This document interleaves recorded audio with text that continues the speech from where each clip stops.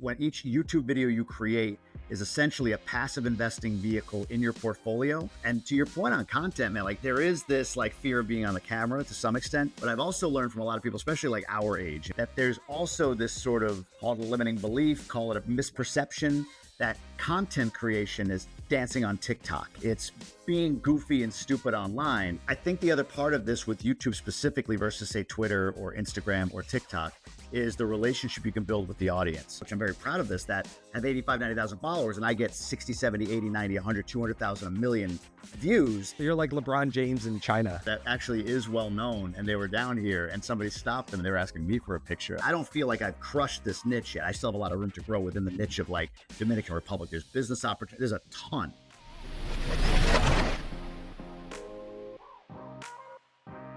Welcome everyone. I'm excited today to bring on Jamie Gruber. Jamie's been a friend of mine for a couple years through GoBundance. He has a really interesting story where he's in corporate America, loving life every day, showing up to the office, living the dream, transitioned out of that into real estate, right? Real estate. And then eventually got into podcasting and media, hosted the GoBundance podcast, one of the top podcasts in business, and then has moved to Dominican Republic, where he now is a international superstar, right? The whitest, he's the whitest guy in the Dominican Republic is, I think. And that's your joke, right? That's and it's all the Caribbean, not just the Dominican Republic, but yeah. Whitest guy in the Dominican. They see your bald head shining from like a mile away on the beach. You said that though, right? People have like stopped you in the street and like recognize you. Yeah. Daily. It's a weird thing to get people asking for photos here. You're like LeBron James in China, like this really tall black guy. It's funny, man. Like I forget who I was with that actually is well known, and they were down here and somebody stopped them and they were asking me for a picture. I was like, oh, that's funny. It's not you, it's me. So yeah, that's awesome. Cool. So I'd like to talk a little bit about this. Will be about content, right? So anybody kind of listening, I've been working for years, kind of building my content, build my audience with the goal of helping more people, having bigger reach. And there's a lot of cool things that come with it too. There's partnerships. There's just like, I don't know. It's funny when you get online, you got all this like, you're nervous. What are people going to think? You're criticized, right? Like, I don't know. A lot of people don't go online. They don't put themselves out there for all the fears of looking weird on camera. But then you get over all that stuff. And then it's pretty amazing that the doors that it opens up for you. I mean, it was through GoBundance, I would think, to start, but you've interviewed and sat down with like some of the most amazing people in the world. Can you speak to that a little bit? Just, I don't know, some of the people you've met and talked to and now like I think have a text-based relationship with. I've interviewed people like Grant Cardone in his studio. One of my favorites was Andrew Bustamonte, CIA spy. He's been on some of the biggest shows and he's a guy that I keep up with. Sean Casey, 3-time MLB All-Star. He and I keep up with one another. Evan Carmichael was a huge YouTuber. He actually asked me to come speak at his mastermind soon. People I'm forgetting, Xzibit the Rapper, Ryan Serhant, like really interesting folks that people might have heard of. And the exposure that you get the further you go creates opportunities you didn't realize were there. And to your point on content, man, like there is this like fear of being on the camera to some extent. But I've also learned from a lot of people, especially like our age, like late 30s, 40s, maybe even into their 50s, that there's also this sort of, call it a limiting belief, call it a misperception, that content creation is dancing on TikTok. It's being goofy and stupid online. And like, I'm too mature or too cool for that. When really, to your point, you mentioned you do kind of talking head educational video. Educational content for a target audience that you serve and that know exactly where you stand, it can create not just opportunities that are cool, like interviewing Grant Cardone, but real money. Like it is, I've heard it said, when each YouTube video you create is essentially a passive investing vehicle in your portfolio that as you monetize continues to pay you over time. And each of those videos live and last forever. They're searchable. And if you've got a funnel with them for people to kind of take on more, buy something, do something with you, I don't know of a better, more effective, inexpensive way to socialize your business than content creation, and YouTube in particular. Yeah, and YouTube is the one that I'm really focused on trying to grow. And if you're not following me on YouTube, it's at Brian Beers. For years, it's been Twitter, right? 2.5 years, more, whatever, tweeting, 30,000 followers. The problem is it's not searchable. Like it's literally irrelevant 24 hours later. Every tweet loses. Putting this stuff out there, but there's no long tail. And that's the analogy I've heard about YouTube is, hey, it's a ton of work to get videos produced and thumbnails and scripts and quality and whatever cool stuff, but it lives forever. It's that real estate. It's that thing that like, it's this asset that builds over time and maybe starts slow, but then like, I mean, I've seen graphs where it was like 2 years in, the video just exploded for whatever reason, drove tons and tons of leads and obviously helped a bunch of people. And it's kind of funny. You like, once you learn that it's like a game, it's not just like this thing on TikTok that you waste hours on. I mean, some people obviously do, but for creators, it's a game and there's strategy and all this stuff. Yeah, sorry, somebody was drilling next door here. I agree completely. And I think the other part of this with YouTube specifically versus say Twitter or Instagram or TikTok is the relationship you can build with the audience. People that consume a YouTube video, like a long form YouTube video, like they're there with you, whether they're there 5 minutes, 8 minutes, 20 minutes, 40 minutes, however long your video is, they're there with you. I'll liken it to me. You mentioned you were on Twitter for a long time. Instagram had been kind of my vehicle, and I built that up to about 85, 90,000 followers, very highly engaged. It's not about the followers. It's more about like, do people share this? Do they actually engage in it? I see people with 200,000 followers who get 5,000 views and no shares on their reels. And then there's people like myself, which I'm very proud of this, that have 85, 90,000 followers, and I get 60, 70, 80, 90, 100, 200,000, a million views, and they get shared 1,000, 2, 5, 10, 15,000 times. Like, that's really good content. But when I do all of that on a page that has 85,000 people following me, I get less business than a YouTube video that gets 7,000 views long form, because those people are there with me. They're learning about me. They're building a relationship with me on YouTube. I mean, I have more time to do the things. Instagram or TikTok or even Twitter, I would imagine, is more about like, you got to grab them. YouTube, you do too, but like, you really got to grab in like a second or two. And then you got to like, they're you scrolling gotta, through it. Right. You got to keep them going, because the mindset, we've all been there when it's easy to swipe and scroll. Whereas YouTube, yeah, you got to grab them. You have to have great hooks and keep people in. But man, you can build an incredible community there because they're there with you. That's why I don't do shorts on YouTube, to be honest with you. It's just a different kind of audience. I stick to the long form. I'm all in on it. And I do more business with long form that gets way fewer views than my short form content. The short's the same thing for me. We've tried in the past where we just took a thing, we cut it up. It was just like, didn't really do anything. And then it's like, I don't consume that either generally. Like, I'm more of like, hey, let me go Hormozy videos or whoever we're watching, right, on education. I'm learning myself, right, on a business education from him, from other content guys. But then those are the guys that I resonate with, right? 100%. But that's important, what you just said, like identifying and watching your own behavior, what you do. Like, think about that when you're creating, for sure. Yeah, I agree completely. And so for you, I'm just kind of curious in your kind of business, all your content's right about the Dominican Republic and why people should move to there. Or maybe is it the Bahamas in general or the Caribbean or just Dominican Republic? It's expanding. It's funny. It's that whole idea of like niche until you're the guy. When I started creating content, I've always created content, first off. I've always been somebody that's enjoyed content creations. When I was at my job and starting to get into real estate, I created content for that. When I quit my job, I created content around that. When I became an expat, I created content around that. And people followed, but not big. I had the podcast, or have the podcast, and that's got its own kind of entrepreneurial following. But then when I finally just decided, like, let me talk about this place in particular, Dominican Republic, and even more to the point, maybe living here or affording a higher level life, not higher level like better than, but like more. Not like a lot of people move to countries like this or have the mindset you move to a country like this to live on $1,000 a month. Like, you see these videos. Oh, how much is it in Bali? Oh, look at this. I did all these things, $7 for the entire day or whatever. And I think that's the impression a place like this gets. And like anywhere, you have your lower cost areas. Then you've got spots that you can live really, really well, better than many places in the United States. I kind of carved that niche suddenly and a little bit unexpectedly.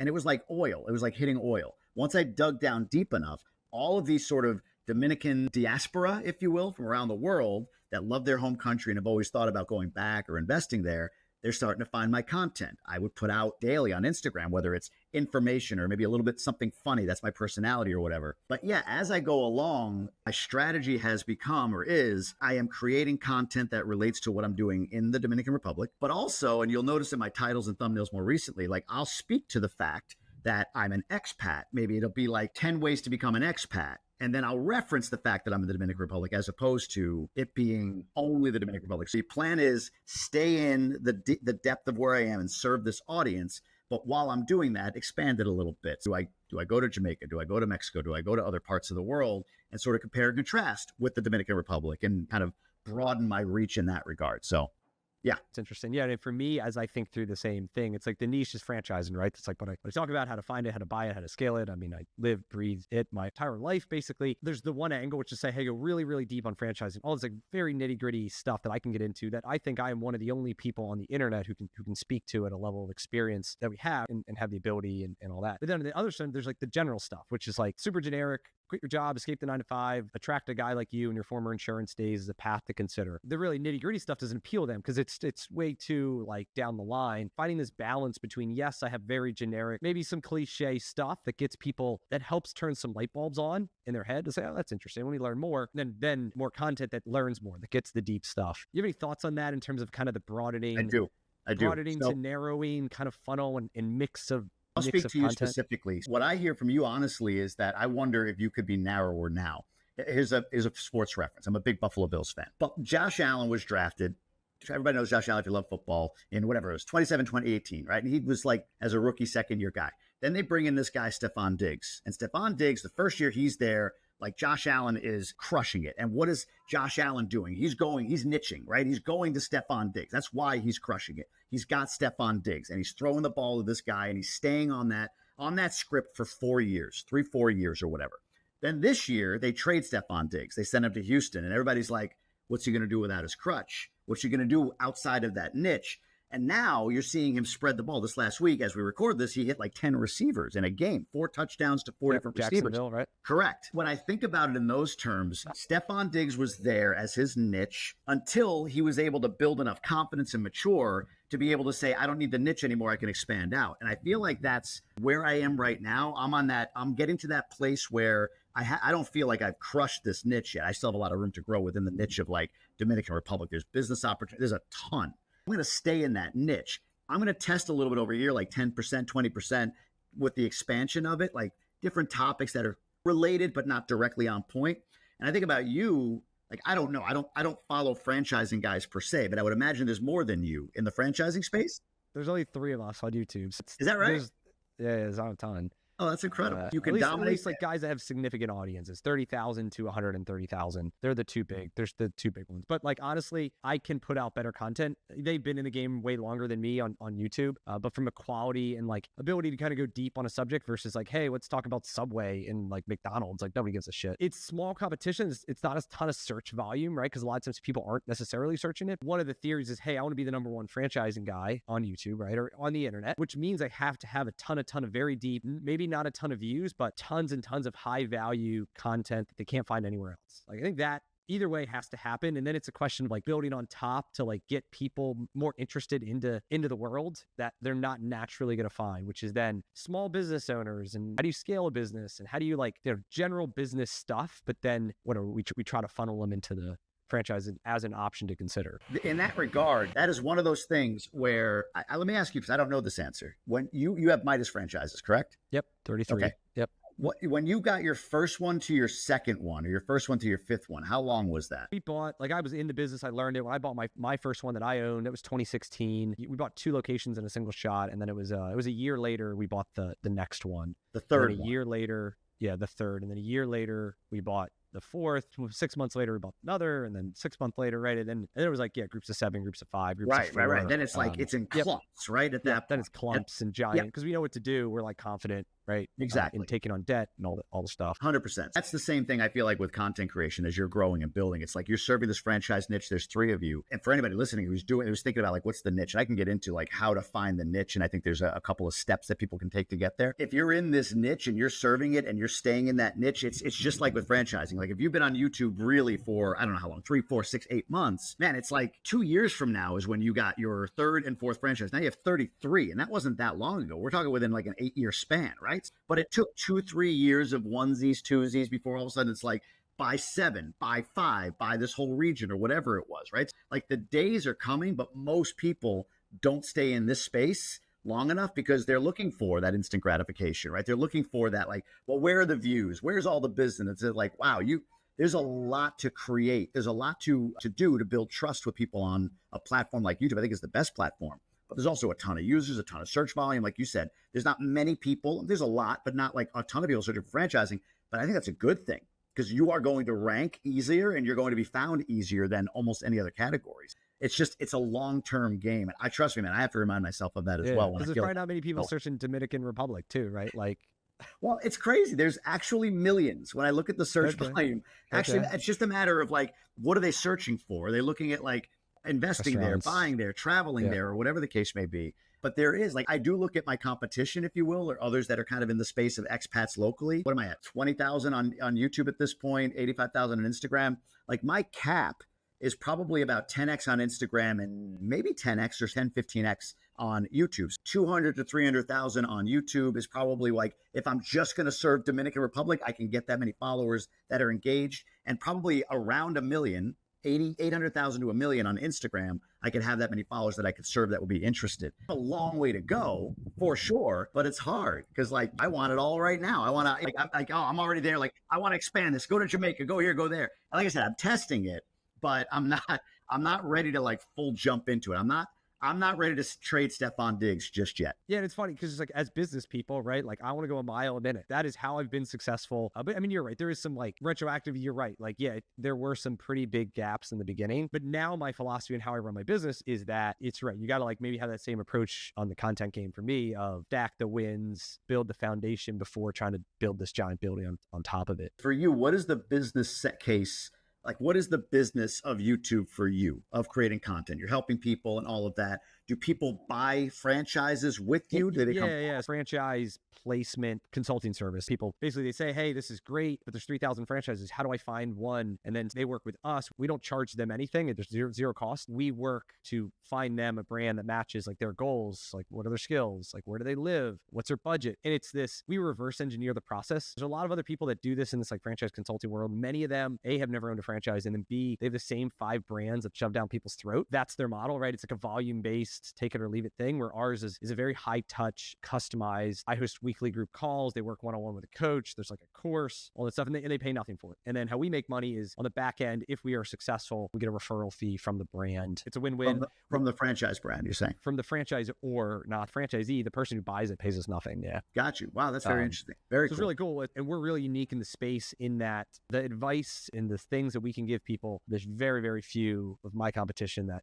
can speak at the same level that I can. Raven Reviews, we work with tons of people, primarily in the trades. So like, because that's my background, home services, we work a little bit of senior care, we don't do like food for the most part. It's because I don't have to sell them a course. There's nothing to buy. You want to get into it. You want to work with somebody you trust. They watch hours and hours of YouTube or they listen to the podcast. We establish trust. They can hop on calls, all the stuff. And then we launched a paid community for franchisees. Once we help someone get in, if they want, they join this paid community. Other franchisees, Go Abundance Light to a degree, other franchisees, accountability groups, and some other stuff. But the primary business is, hey, let's help people get into it. And then, now I'm working on building the secondary community to just help people scale it too. I want to touch on what I want to ask you a question to get a sense of, because I think what I'm hearing is like, hey, I'm all in on YouTube. I want to grow this thing. I want to scale this thing. Come on. When's it going to be at the level or whatever it is that you believe it should be at? And I think there's a question that you can answer that'll help get at that. But before I do, the other 2 people in the space that you referenced that have a decent following, how are they different from you? For the most part, they run a very similar business model. It's education first, gets people into their funnel. They also have teams, like I have teams that work with the candidates.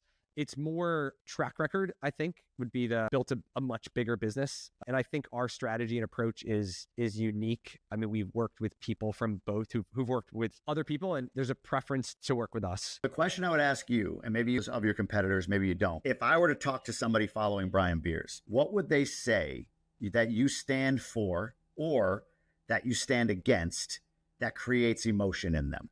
What does Brian Beers stand for or against that creates emotion? I'm a straight shooter. I tell it like it is. I mean, we get on these calls. I'll tell people straight up not to buy something, or that, hey, I think this is a terrible fit based on everything you told me. I take an extremely honest approach. I'm giving feedback. Listen, I've been in franchises. I have known what it's like to be in a bad one and to feel stuck and to feel like lost and like, what do I do? This is one-to-one, right? This is more like how you are one-to-one when you're consulting with someone. It's just like this. It's like on a group call, hey, I'll tell literally that sounds like a terrible idea. People, should I buy 2 franchises at once? It's like, no, that's an absolute terrible idea. At the same time, 2 different brands. I'm authentic. I'm a straight shooter. I speak for like simplicity, focusing on less things and obsessing. 10x is easier than 2x, all that stuff. Those are all good. From a broad-based like YouTube content creation strategy, those are all very look, it's the accountability thing, Go Abundance, right? Those are very generic. Let me ask you this. Let me ask this way, just you personally, like what drives you nuts in the industry that you're in? Like, what do you go home and just yell at the wife about? And she's like, I don't even know what you're talking about, but obviously you're fired up about this. Like, what is that thing, or who is that guy, or what is that? What is it in your industry that just makes you crazy? And that it's simple, that, hey, they give you a playbook. They're going to tell you exactly how to make money, which is true. But sometimes people think that because it's simple means it's easy, and it's not easy. It takes hard work, it takes dedication. Do your competitors sell easy? Good question. I don't know. But others do. Others, I've seen them talk about, oh, it's semi-absentee. You can just keep your job and open this business and just hire somebody. They run it for you. And not necessarily YouTube competitors. I don't know for them, but I know other people in the industry, that's the advertising. That's how they hook people in. They make it seem like it's buying an apartment building, that you just hire somebody, hire a property manager, collect a check every month. And it is not like that, right? I mean, you're starting a business. You're consuming content, Brian, as a franchise owner of 33 franchises, and I think then some. And you're watching Joe Blow, who has 1,000 franchises or more, like just this mega franchise guy who's out there creating content. And he, like, everything he talks about, his whole essence, the way you would summarize him, or what you're hearing from him is like, hey, my name is Joe Blow, the franchise guy. And what kills me? All these idiots out there trying to convince you that this is an easy game. Here's the truth. This is tough. It's hard. It takes work. You can't be an absentee like some of these morons say, but God, is it worth it? Are you watching that guy? Yeah, no, I love it. Yeah, that's exactly. He's speaking to you. There's a lot of people out there like that. They're skeptical of easy. The people that want easy, they're not your audience. You don't want them. But if you're able to communicate authentically, the words you used, authentically say and communicate and get through that your brand is, yes, he's franchising, but this dude is like ruthless about like these gurus. He's the anti-guru franchise guy, right? Like he doesn't buy into this like, oh, it's simple, we can make a system and you won't have to worry about it. Like, I like this guy because he's true and authentic. Like, you elicit that emotion, you scale. That's number one that I think for somebody listening, or for you and me as well. It's like, what is it that you stand for or against that elicits emotion? And what you said is what I would have said. Like, I remember when I was first asked a question similar to that, I was like, oh, I'm a really good interviewer. Like, yeah, you and everybody else is a really good interviewer. That's very cute. There's a lot of good interviews, and yes, you're good, but that's not your unique advantage, right? Your unique advantage is whatever it is you stand for or against that elicits emotion. My brand, Dominican Republic, part of why it's exploded or grown a lot, or whatever the word you want to use is, man, I stand up. What drives me nuts is like media will have an article like a woman dies on plane mysteriously coming back from Dominican Republic. And it's like what's the implication? There's a disease. There's a disease in the Dominican Republic. Right. Then you got me coming on like, this is bull crap. This article and this headline. This woman died of a stroke. Has nothing to do with, you wouldn't say if she was coming back from Austin, Texas, you wouldn't put that in the headline. Why is the media, and I was real on this, it wasn't me trying to get looks, views, or whatever, like, why does the media do this crap and make this place look like a third world terrible country? You know what this does? This means that people won't travel here, which means the locals that are trying to make a buck can't make it because tourism is the number one industry. When you feel that from me, and again, I didn't do that out of like, oh, this will be good, I can get a bunch of people to follow me. But it just annoyed me. Like, why the hell did they put that in the headline? Let me share that. That, man, how many people are like, I'm with this guy, ride or die. He's my guy. If I screw something up later, if I say something stupid, I'm forgiven likely unless I continue to do something stupid. But I mean, like, I've got like true community now because I truly am authentically communicating what I'm against, in this case, that elicits emotion. That's what I think a lot of creators, you don't have to go out there and grandstand and scream and yell. That's not what I'm saying. But like, it's as simple as if it's like, hey, I'm the guy that actually gets you a franchise, that teaches you how to. But listen, I'm not the guy that's going to teach you how to do it easy. That's all garbage. It drives me nuts hearing these gurus out there talking about doing it easy. Like, if you can get that away in your way, or get that through in your way. That's 100%. Yeah. Right? Because if you flip it around, you would love that guy. Sorry, go ahead. No, it's great. And I think for me, I mean, there's like a personality thing that I have to get better on that you're excellent at, which is like, go hard on not just the emotion, but like the stance of it, where I think I'm sometimes a little bit more, I don't want to say I'm boring and I'm vanilla, but like polarizing aspect that I think specifically in content, it's pick a side. This is what you believe in. There's no other way around it. If you're with Nick Huber, it's on Twitter. Yeah. Big friends. I'm getting to know him a little bit. I saw his podcast with him the other day. He was talking about his tweets. He was talking about his strategy. His strategy was like, I put a stake in the ground and I don't talk about all the other ways and alternatives. I give a very strong stance. It was a couple weeks ago. It was like, advice to 25-year-olds. You should have kids as early, as many of them as possible. people then figure it out. And it got, whatever, 800,000 views. And obviously there's intricacies of like, are you mentally capable of having kids? Whatever. There's all these different factors. But his whole point was like, you have this very strong stance that he believes in, he's a family guy, that elicits responses, that elicits emotions. And then that's his whole strategy, whether it's Game Boys, gaming, kids, business, right? I think for me is what I'm working through to say, and I have those beliefs. It's a matter of being able to communicate them, to write them, to use the right words that aren't just, hey, you're wrong, but like, hey, you're an idiot, and this makes me angry that people would even say that. Here's the thing. Somebody said this to me once. It's like, you're already canceled by half the world. On whatever your position is, half the world has already canceled you. So this whole idea of like, if I say the wrong thing, they're going to come after me. Like, they're already coming after you. They already don't want to hear from you, no matter what your position is. You say Trump, they say Harris. You say Harris, they say Trump, right? Like, no matter what, half the world doesn't agree with you. But I just don't think, I think it's better to serve those people, align with you value-wise, align with you on what they're trying to do, and understand the nuance. Like, the people that get hyper literal, here's an example. I did this post and a newsletter today is coming out that says like, it's 120,000 a year to live in the Dominican Republic. For some people, that is like sacrilege. Great title. I mean, I think I got like 200 new newsletter subscribers off of that title, right? Just, hey, here's my next newsletter. Like, I got to read what he's saying here. And I did a video and released it on YouTube ahead of the newsletter just to kind of feel it out.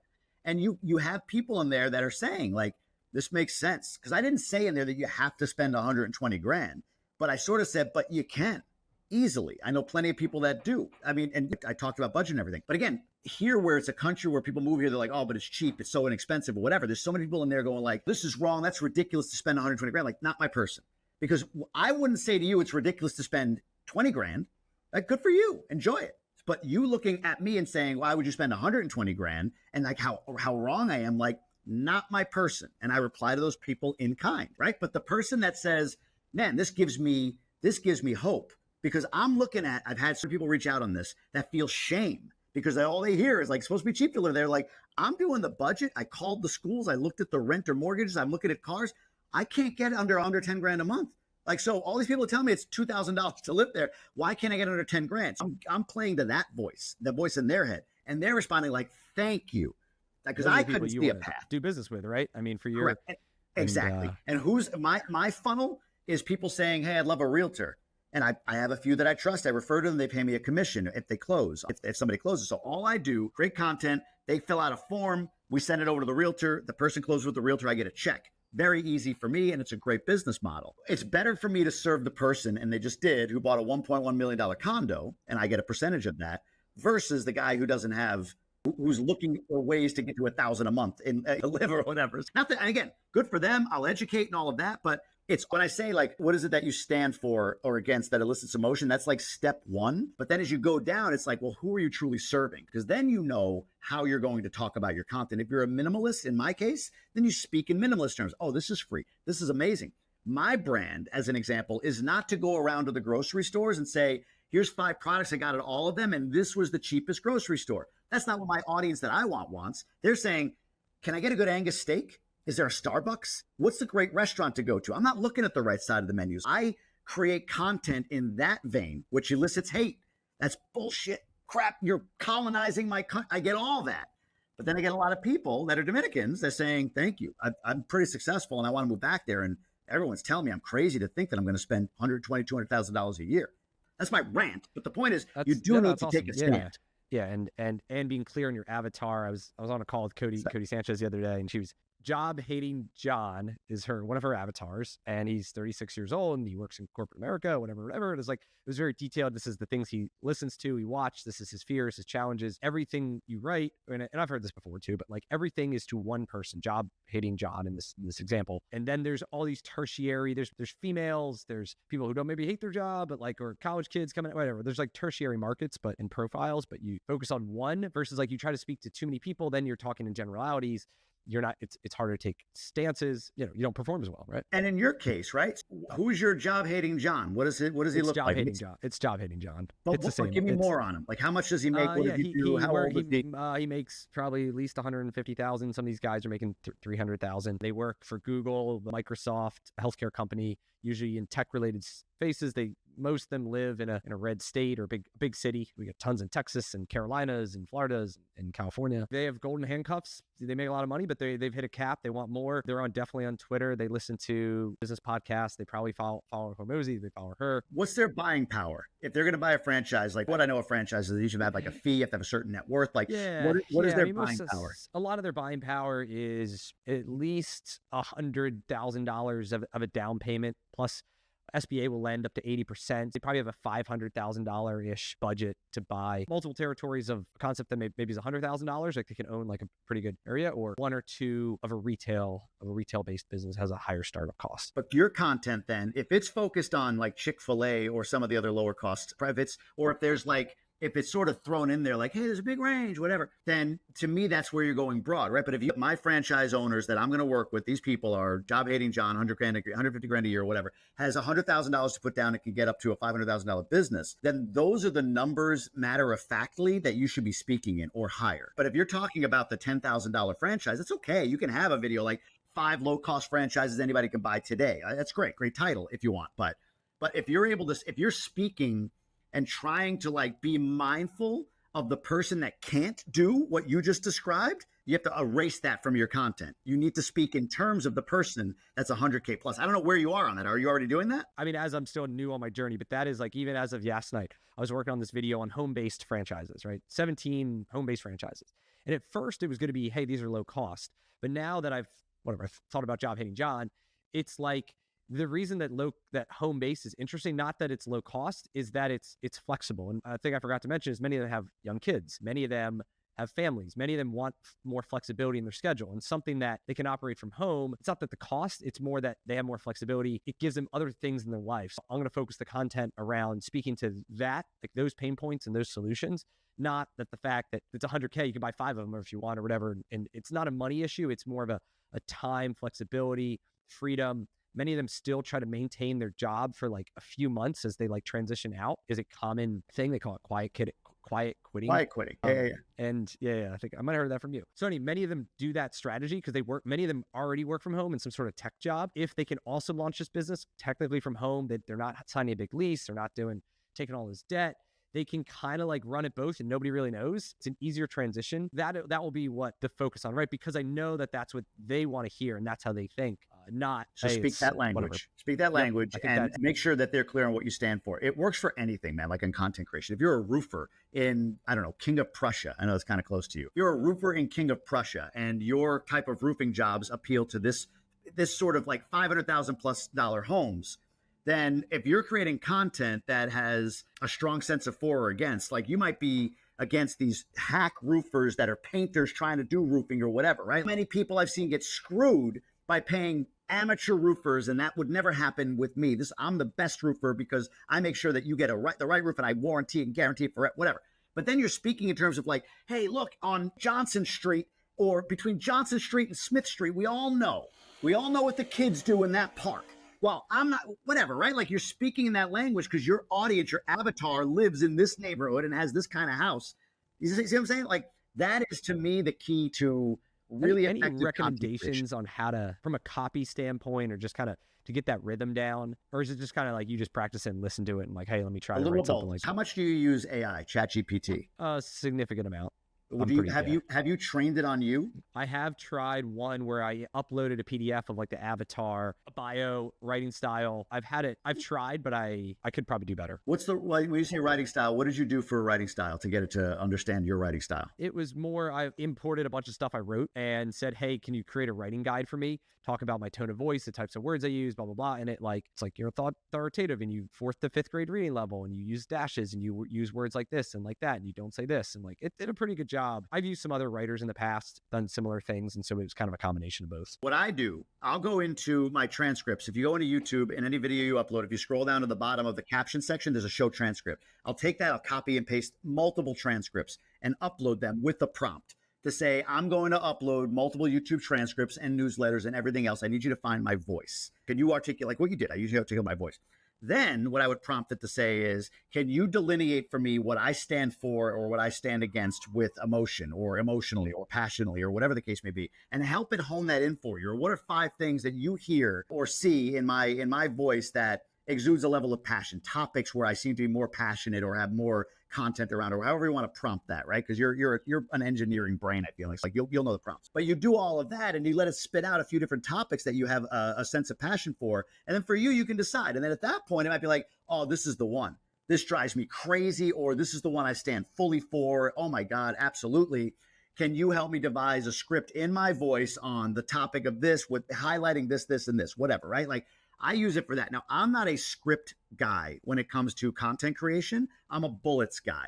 I like to just sort of like, all right, or how can I create some content on this? And I do something, I forget what it's called. It's like 3s and 3s. Like you take whatever the topic is, and I'll have, okay, here are the three areas and 3 bullet points for each, and then 3 bullet points for each one. Yeah. Exactly. Yeah, I'll do stuff like that to give myself a sense of where I want to go with the content, and then I let it riff. But to be honest with you, I've done 2 videos recently, completely unedited, turned on my phone and started talking, and they went like 18 minutes, 20 minutes on each of them or whatever. Again, I had an idea. I even had my laptop. I'm like, oh, hold on a second. I got to check my notes. Oh, that's right. This next bullet, right? No edits, no jump cuts, no cleaning it up. Just kind of went through it. Those videos outperformed most. And people commented like, I really like this raw, unedited look. Now, I still like the edits. I still like doing that stuff. And not everybody can ramble for 20 minutes. I can. I'm gifted with that, at least. No hair, but I can talk. Like that stuff, that raw content with some framework as opposed to very polished, I feel lets people see into you a bit more as opposed to like it's scripted down to the bullet, down to the word or whatever it might be. But yeah, ChatGPT can help you at least identify topics of passion and then roll from there. And then you already got your avatar identified. It's really thinking about like, who am I talking to? When I say that, like, am I modifying or qualifying the comment or the statement? Because there's somebody watching that can't do this or that isn't that tech entrepreneur or tech employee. But if like tech employees are your guys, speak in tech, like speak to that guy. And that's how you're going to get, I think, more reach. How much do you integrate, I guess, that thought into creating the video topics, right? You're like, hey, this thing pisses me off. I want to do a video about this versus, hey, I'm going to do a topic on this. And I add the emotion to it, right? Like it's like a directional side of it. Or do you just kind of like, hey, I pick a topic and then the emotion gets elicited in it somewhere? No, what I do for content creation, what I look at, I do 3 things. One is I Google news every day. I type in Dominican Republic, I hit the news thing on Google, and I look at different news articles on a daily basis. That'll help me sort of like, I might do something short form. I do a lot of green screen stuff on Instagram or TikTok. I can put up the article and talk about it. And that gives me like some sense of like, how into this am I, right? Like I did one on the St. Regis being built here, and it prompted this whole thing about $120,000 a year because the people coming back like, oh, it's too expensive. It's like they're building it in the most premier area. They can't gentrify the Upper West Side of Manhattan. Essentially, they're building the St. Regis in the most like Upper West Side Manhattan spot. So it just got me annoyed, and that created the longer form YouTube content. That's 1. 2, I do hashtag searches on Instagram all the time within my niche, Dominican Republic, travel abroad, living abroad, expat, that sort of thing. And then 3, I go to YouTube and I start searching key terms or searching phrases, searching ideas to see what other content's been created, and I consume that content. One of the most underutilized strategies in YouTube is the reaction video. You see them, everybody sees them, like and there's a whole accounts where all they do is react to stuff. They react to a bunch of TikToks on one topic, and they have millions and millions of followers, and that's all they do. The ability to take a video that's 12 minutes long, that has information in it that you agree or disagree with, and you can speak to that, play it, pause it, talk about it, start playing the rest of it, pause it when you need to, tell people about it. You take a 12-minute video, you make a 20-minute video out of it by simply leveraging the 12 minutes that's there, and then spending 7-8 minutes reacting to areas that do get you fired up. I look for those things to help me create the content. Doesn't mean I always react specifically to it. It might be like, all right, this information has gotten, I get what this is. And man, I can't wait to educate people on the counter to, or I'll get excited about like, this is awesome. Like, this is the best thing I've seen from any creator on this topic. I'm going to highlight the hell out of this and promote them while doing it. Those are ways that I dive in to create the content. And then on the other end of that, I don't know if you're doing this, but the first thing I do by far easily is I get a thumbnail idea together, and I even get a couple sample thumbnails.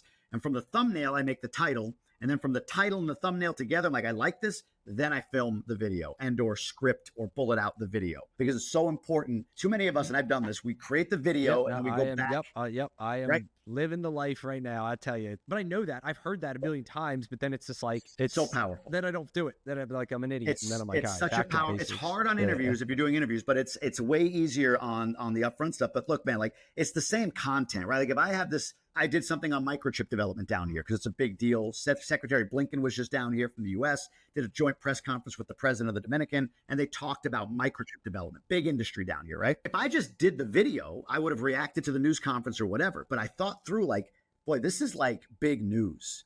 The thumbnail I came up with was like, oh, let me get an image of a microchip with a Dominican flag on it. And it says, it's happening underneath me on the thumbnail. I'm like, ooh, that's intriguing. That creates intrigue. And then, of course, curiosity and maybe a little bit of excitement. And then the title was like, I forget what the title was, but it played off of that. And then from there, it's like, I'm starting this video with, it's happening, people. Like as soon as they click it and they hear me say the thing that was on the thumbnail, I've got instant trust on that video. And that video went to 40,000 views, 41,000 views so far. Oh, yeah, I see it. It's happening. Yep. Yeah, I see it. I forget the title on it. It was, it says, invest in the Dominican Republic now before it's too late. The other part of this is I believe that curiosity is the number one thing in a thumbnail and a title, but when paired with fear, not even I believe, I think the stats show this, when paired with fear or fear or excitement, like if it's like, oh, that makes me curious, but it's like, it makes me curious because it scares me. So in your case, if it's like franchises are about to explode, that's interesting. Maybe it's a little exciting, but if it's like this franchise, buy now or you'll regret it. Now there's curiosity and excitement or fear. Like I'm like, whoa, what's the one that I got to buy before I regret it? As the guy sitting in a tech job, quiet quitting at his house, making 150 grand, able to buy a $500,000 franchise. Like I want to know the franchise you're talking about. And then you deliver, of course, in the video. That's to me the flow. That's what I like to do is thumbnail, then title, and then from that make the video. Same video, but the way I open it, the way I hook it, very, very important. Sorry, I get excited about that. Do you A/B test thumbnails too? I'm not good at that. I have. I need to do more of it, but I have. Even you're like, I don't know, your latest video costs $326 a day, whatever, $220 a day. Yep. Versus like, hey, it costs $10K a month to live here. Yeah, I have. That might be something you test because like people would have to do the math. Like it's $320. I don't know. I'd have never thought about what it costs to live in a day. The idea is that numbers like that's an interesting number to look at it. But to your point, I think it's like a little bit too much thought. I just had another thumbnail develop where it says it's $120,000 a year. It costs $120,000 a year just to make it like even more clear. Plus, you could put them in A/B. You could use YouTube, and then it'll do it for you. Yeah, but yeah, I need to be better with A/B testing.